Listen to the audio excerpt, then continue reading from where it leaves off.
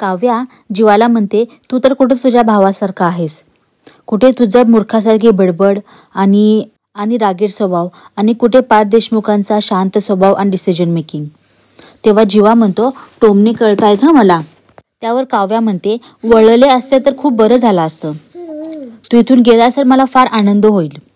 तेव्हा जीवा म्हणतो, अगं कसं कळत नाही, गाडीत पेट्रोल नाहीये माझ्या, मला काही इथं हौस नाही आली थांबायची. तेव्हा काव्या त्याला म्हणते, ढकलत ढकलत चुकीच्या ठिकाणी पोचलाचस ना, तसंच ढकलत ढकलत जा, कदाचित बरोबर ठिकाणीही पोचशील.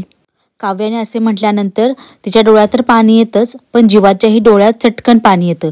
तो ते पाणी लपवत लपवत म्हणतो, अरे हो, हे लक्षातच नाही आलं माझ्या, असं म्हणतो आणि डोळे पुसत तो तिथून निघू लागतो.